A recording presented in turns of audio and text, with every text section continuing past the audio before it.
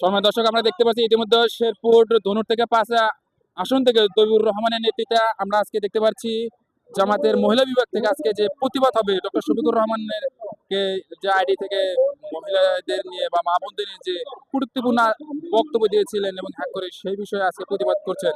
আমরা দেখতে পাচ্ছি ইতিমধ্যেই যে আজকে প্রতিবাদটি র্যালিটি বা অনুষ্ঠিত যাচ্ছে, অল্প কিছুক্ষণের মধ্যেই অনুষ্ঠিত যাবে এই প্রতিবাদ র্যালিটি। আমরা দেখতে পাচ্ছি হাজার হাজার ইতিমধ্যে জামাতের মহিলা বিভাগ থেকে তারা এখানে সমবেত হচ্ছেন, এখানে দায়িত্ব পালন করে যাচ্ছেন শিবিরের এবং জামাতের অঙ্গ সংগঠনের সকল দায়িত্বশীলরা। আমরা দেখতে পাচ্ছি অল্প কিছুদিনের মধ্যে অনুষ্ঠিত যাবে আজকের এই প্রতিবাদ র্যালিটি। দর্শক, আমরা দেখতে পাচ্ছি ইতিমধ্যে শেরপুর ধনুট আসন থেকে যিনি নমিনেশন পেয়েছেন জামাত থেকে, তিনি সামনে থেকে নেতৃত্ব দিবেন। আজকে আমরা দেখতে পাচ্ছি শেরপুর ধনুট 5-এ, বগুড়ার 5-এ যাকে নমিনেশন দিয়েছেন তৈবুর রহমান, তিনি সামনে আছেন, নেতৃত্ব দিবেন। যে প্রতিবাদটি তারা আজকে করবেন সেই প্রতিবাদের বিষয় হচ্ছে মহিলাদের নিয়ে কটূক্তিপূর্ণ আচরণ করার জন্য।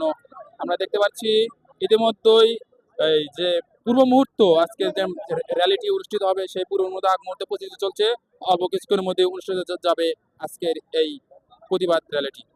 ইসলামী মহিলা বিভাগ জিন্দাবাদ জিন্দাবাদ,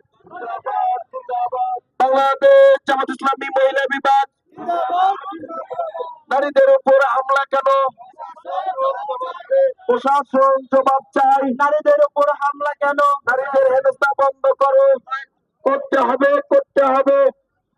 নারীদের উপর হামলা বন্ধ করো, নারী হেনস্থা বন্ধ করো। ভোট চাইতে বাধা কেন? প্রশাসন জবাব চাই। ভোট আমাদের অধিকার, তাদের অধিকার।